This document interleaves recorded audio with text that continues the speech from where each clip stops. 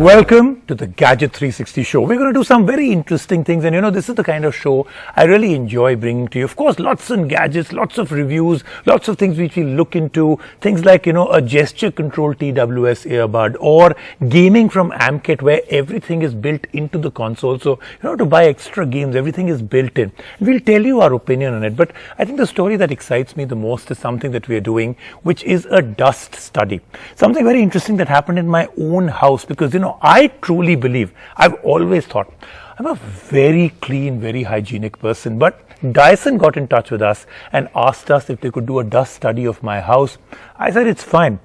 The results absolutely and totally shocked me. So that and a whole lot more, including a TV from Akai. Let's get started with today's Gadget 360 show.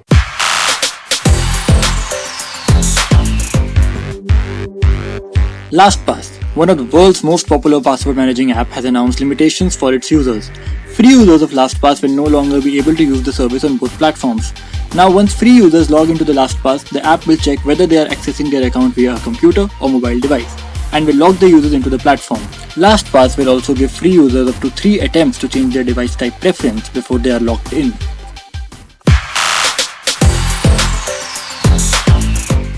The release of GTA 6 may be closer than expected. Leaks and rumors surrounding the game suggest that the 6th installment will continue to feature a single-player campaign mode. Much of the hype around GTA 5's online mode had led many to believe that the next version of the game will also depend highly on online content. However, it is now believed that the much-loved single-player campaign story is here to stay. Okay, like I said right in the beginning, we're going to do a very interesting experiment. I'm going to show you a little bit about the experiment, but let me set up this story. So Dyson came to us and said that, listen, we'd like to do a very interesting study of dust in your house. That's my house. They contacted quite a few other journalists and other people also. So I was absolutely fine because, like I said in the beginning, I think I'm a very clean, very hygienic person. I go into overdrive in making sure my house is spick and span, no dust, very, very clean. So I said, Dyson, absolutely, let's go ahead. You're going to be very disappointed, Dyson, because of the fact that I think my house is going to be a terrible case study for a dust study. They said, let's do that. So essentially what I did was, I absolutely and totally got my house cleaned up. I did parts of it, certain things like beds and carpets and car, all these kind of things like a sofa, all these things. I was very confident that my house is absolutely, like I said, spick and span. Then the Dyson team came in. Now they were very, very professional, the PPE kits they were wearing, the kind of professionals that came in to do it. I got a little nervous saying, okay, these guys are really, really taking this very seriously. Here's what happened next. Think about it. Do you think of your house as dusty, unhygienic, and a breeding ground for all kinds of mites and other allergens? You don't, right? Most of us are very secure that the system we have in place for our house cleaning is robust and solid. Most Indian households take pride in the fact that we as a nation and as a people treat our home like a temple and keep it pristine and sanitized. So did Rajiv, until this team from Dyson arrived at his home. Dyson had decided to do a very unique experiment. They had chosen a few journalists from all over the country as test subjects to explore the idea that our homes have a very large quantity of hidden contaminants and dust and mites that is not obvious to the naked eye. They would go to their homes with a special team and conduct that experiment on places like a bed, a carpet, a sofa, and a car. We were more than thrilled to be a part of this experiment, as we were very sure that they would find nothing. Maybe a little in the car, but in all the other 3 places, we were sure that this experiment would fail and they would find them spotless. This is the story of what happened. Dyson in the past has conducted crucial research studies that help to break down the real-world impact of things we take for granted and that usually go unnoticed. 2018's Indian Household Hidden Dust Study is one such example where the research showed that traditional cleaning methods like dusting, sweeping and mopping are not enough to get rid of the pathogens and allergens hidden inside the household dust. During the study, many respondents believed that dusting, sweeping and mopping were effective in providing a dust-free home. But as it turns out, traditional methods of cleaning mostly involve displacement of dust from one surface to another, and not the elimination of hidden dust particles that lead to allergies and infections. The 2018 study highlighted how the saliva, feces and shedding body parts of cockroaches can trigger both asthma and allergies. During the study, the presence of cockroach allergens was found across surfaces including mattresses in the majority of the homes that were surveyed. The findings revealed that humans shed about 20 to 66 grams of dead skin every month. Dust mites feed on the dead skin, and the allergens present in their feces and body parts can lead to allergic reactions. We were aware of all this, but we were also confident that most of this wouldn't be discovered at our test subject's home. So how did it go down? As it turns out, just like 2018, this year as well, FRAC was behind the dust collection drive. There were experts who came in PPE kits and maintained social distancing discipline while they collected the dust samples. Their weapon of choice was Dyson's V11 Absolute Pro, one of the most powerful cordless vacuum cleaners capable of capturing 99.7% particles as small as 0.3 microns. The first object to be worked on was the bed. And the first shock also came from here. Approximately 25 grams of dust sample was collected with relatively no effort. Yes, all this came from within the bed with 1 to 2 passes of the Dyson V11 Absolute Pro. The same results came from areas like sofas, mattresses, carpet, and even his car. These samples were then sent over to FRAC's facility in Delhi for analysis, where the researchers analyzed the dust for contaminants like total bacterial count, total fungal count, pollen, and human hair. While Rajiv strongly believed that his house is squeaky clean, the results surprised him. To find out more, tune into our show next week where we will reveal the actual findings from FRAC labs and talk to other journalists who had similar experiments conducted in their homes. Okay, so the Dyson part where they've actually gone through my house and found incredible dust. I was really shocked about what they came up with and the amount of dust. But the point is, where does this dust come in? How does it stay where it's staying? How was Dyson able to pull all this out by just going through? I mean, bed, carpets, car, all of it like that. I mean, car, I thought, yes, maybe. But the other places, I mean, this is where I sleep, this is where I sit, this is where the carpets that I use, they're cleaned every day. And yet this was happening. Now, the interesting part is that this was just part one of the story. Part two we'll do next week, where we'll actually talk about what really constitutes this dust. I mean, this dust that was found at my place. So all this dust was, I think, sent to some kind of a lab that is going to analyze it and come back to us. Let's move on now to our next story, and this is a very interesting story also, Akai. Now remember, all these TV brands that are coming into India are either brands that were never ever about TVs, like, Kodak TVs and others, or they were TV brands at some point, but then they went away. Now they're coming back. A lot of people say this is just rebranding that is happening. So we decided we're really going to go about doing this review in extreme detail, because at the end of the day, it shouldn't just be a rebranded badge, right? I mean, Akai ka naam chhap diya doesn't mean that that's what is really going to be the selling point. Familiarity doesn't make for a great product. So we went about it, and I'll give you a little bit of my impression. So the impression is it's good. I mean, it's a smart TV, it's got a good panel, it's got, some good specs in it, the ports are enough. But one of the things that we thought which was good and not so good is the fact that this is extremely reliant on you being an Amazon Prime member, or something that you have as an Amazon account, which actually gives you access to the Prime services out there, because a lot of the good stuff actually relies on that. There is no segment in the electronics market today in India which is more cluttered than smart TVs. Back in the day, a buyer's parameter of getting a TV was limited to just the brand behind it. But times have changed. Now, a good TV consists of not just a great display or a great speaker setup, but a smooth operating system as well. While Google-backed Android TVs are the talk of the town, Amazon's Fire TV OS is catching up. But is it better than the Android TV experience? We'll try to answer that today with Akai's latest 43-inch Fire TV. So without any further ado, let's get to the review.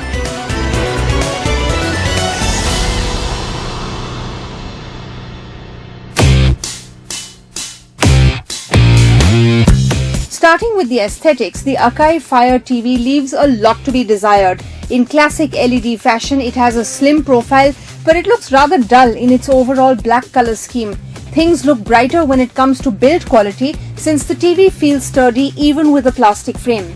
Like we usually see on smart TVs, the brand has not cut corners when it comes to connectivity options.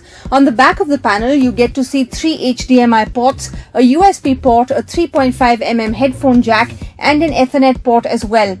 Once you turn the TV on, you're greeted with this TV's biggest USP, the Fire TV OS. The TV comes with Fire TV version 6 out of the box. If you've already been using the Amazon Fire TV Stick, then you must be familiar with the software. Also, just like the Fire Stick, you need an Amazon Prime account to access the majority of the features on board, which might put off some users since Prime services are subscription-based. Moving on, once you're on the TV, you're greeted with a layout which looks neat and tidy and easy to toggle around.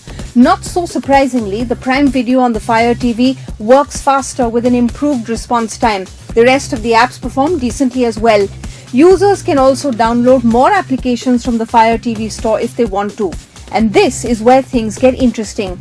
While the Fire TV store provides a huge library of apps from multiple categories, it definitely falls short when compared to the Google-backed Play Store, which is part of a more developed ecosystem. Even though this might be a problem for users looking to use their TV for a specific need, we feel it shouldn't really bother a generic buyer who just wants to consume content on their smart TV. Also, with just 4 gigs of internal storage, users will find it difficult to store data and applications. The storage choice is surprising since the TV carries a decent quad-core Mali 450 processor which could have handled heavier tasks easily. Now that the OS battle is out of our way, it's time to watch some content on this TV. The 43-inch panel comes with a resolution of 1920 by 1080 pixels. While that is definitely not 4K, we didn't really bother about it much. With a refresh rate of 60 Hz, the panel is well lit and we could register every detail from our favorite videos. The TV successfully delivers uniform clarity from all viewing angles, which was impressive. Complementing the screen is a 20-watt speaker setup that supports Dolby Audio and DTS surround sound. While the sound had a good bass to it when the volume levels were relatively low, the audio took a dip when we raised the volume to higher levels. To control all of this is a Bluetooth remote with the Fire TV, which is a bigger, chunkier version of a Fire TV remote. Since the TV is Alexa compatible, you can also give voice commands using the TV remote with the inbuilt microphone. The response time was great for Alexa and sometimes better than Google Voice Assistant. Our day with the Akai TV has come to an end and it is time for the verdict. While Akai is in the process of introducing bigger variants of the Fire TV, the introductory 43-inch variant is a great option for buyers who are just switching to smart TVs. It looks great, comes with a great OS, and at 23,999 rupees, it packs all the features that you need from an entertainment setup. Now let's move to something that I really believe, abroad it's been a big thing, is now starting to come into India, and that is consoles, gaming consoles with games built in, usually retro. So Amkit has come up with one which is a very interesting one, about 100 retro games. I mean, all the cool ones, Mario, Contra. Now these are games I grew up with, so I really enjoy these games. I still believe that this was a remarkable era where games really came into their own, because games had to be very addictive at that time because the graphics were very, very poor. So the gaming had to be really addictive, and that's why I think a lot of effort went into keeping you hooked despite the actual graphics. Now graphics have overtaken and therefore sometimes gaming is secondary. So 100 retro games, and then you can of course download a lot more from Google Play Store. Let's take a look at how this console really works. PlayStation and Xbox had us occupied for a very long time and we needed a break from all of that next-gen gaming. It was then that Amkit introduced their latest EvoFox Gamebox, a compact Android-enabled gaming console with some new-gen features and a whole lot of retro charm. So without any further ado, let's get to the review. While the unboxing experience on the Gamebox is not as grand as we get to see on some high-end consoles, it is still quite wholesome. In the box, we get the console, a controller, a micro USB cable, an HDMI cable and an Air remote. Turning to the main event here, which is the console, irrespective of the real estate, Amkit has managed to put in 2 USB ports, a TF port, an HDMI port, an Ethernet jack and even 3.5mm headphone jack. Also, the console can fit within the palm of our hand, which was refreshing since next-gen consoles cannot even fit into a dedicated cabinet.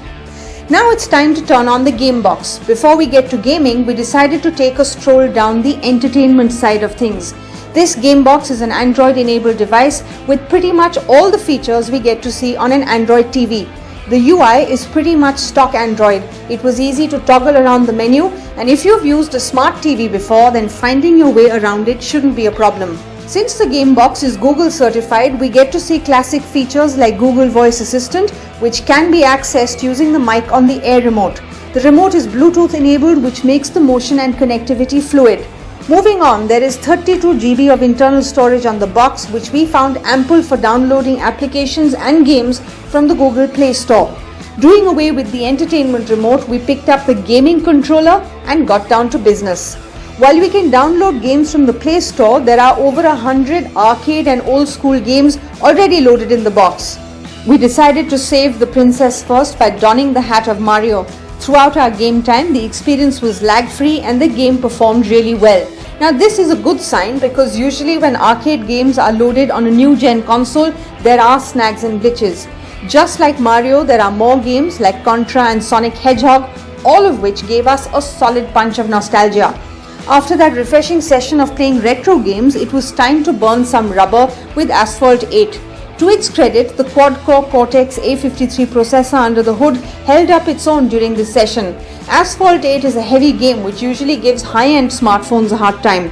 Also, the Mali G31 GPU is not a powerhouse when it comes to high-performance gaming, but combined with the 4 GB of RAM, this game box managed to stay afloat. But we can't forget that a good console is just half the battle won. The other half is dependent on the controller. This is where things take a downturn for the game box. Firstly, the build quality of this controller is subpar. It feels plasticky and the triggers wobble when we play with them. However, the saving grace for this joystick is that it is rechargeable and it doesn't run on batteries. Keeping our gaming hat aside now, it's time for the verdict. Amkett has managed to put together a great value for money package with the EvoFox game box. While it comes with its drawbacks, it is still a great product for kids who are not into serious gaming and adults who miss the good old days. At 8,999 rupees, the game box is a decent entertainment package. Let's take a quick break right now on the Gadgets 360 show. When we come back, lots more. I mean, look, I've got so much we still haven't covered.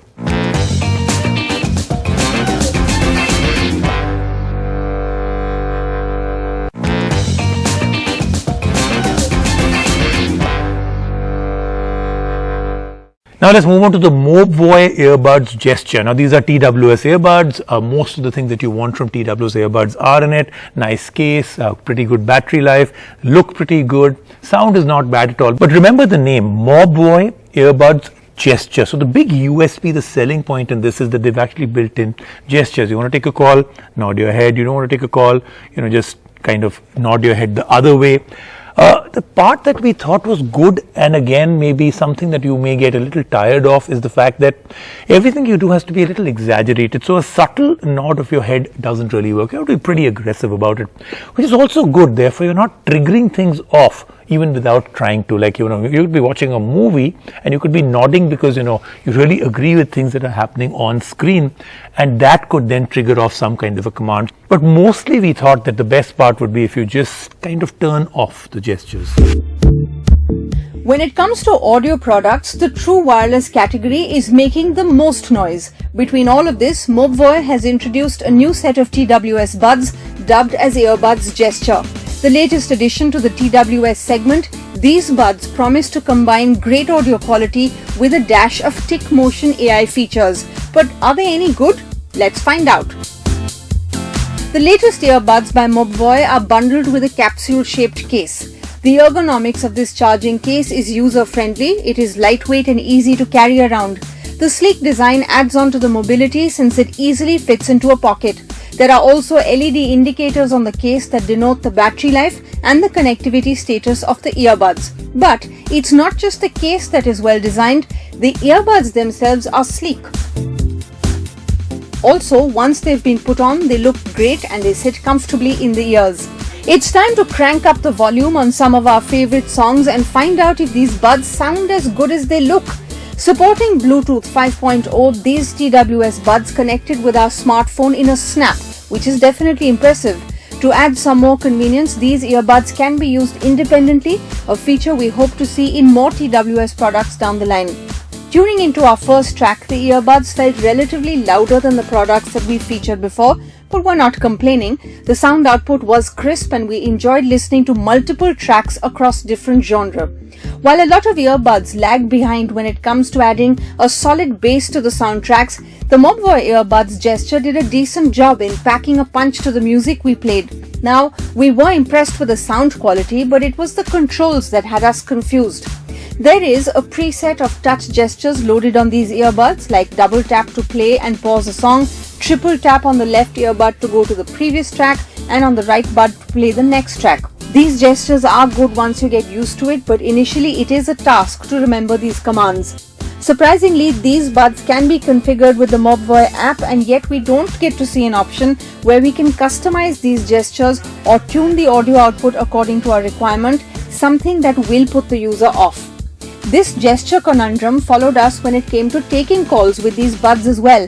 There are head gestures available, like a nod or a head shake to pick up and cut the calls. The problem here is that a subtle nod or head shake won't do the job. We had to make an effort for the gestures to work, which got annoying. Thankfully, these gestures can be turned off from the app, something we feel the majority of the users will do. Once the head gestures were out of the way, we could focus on the call quality on offer. With dual mic noise cancellation on board, the communication was clear without a snag. Talking about the battery life, while the buds by themselves last around 10 hours, the charging case with its 600 mAh capacity adds another 50 hours to the life cycle. Thanks to this combination, we put the cord on these only once in over a week of our testing. And it's time to wrap up our review. While the earbuds do come with a complicated setup of gestures, the audio output is indeed great. Combined together with an amazing battery life, they become a viable option. At 6,999 rupees, the Mobvoi earbuds gesture can be on your radar if you're looking for a neat pair of TWS earbuds. That then is the Gadget 360 show for this week. Very interesting, the kind of experiments and stuff that we've been able to bring to you this week. But lots more happening next week, including the Dyson study. We'll really find out all that dust that they took out of my house. I really am put off with the amount of dust that came out. All that hidden dust that came out from my house. What really was inside there? I'll see you next week right here on the Gadget 360 show.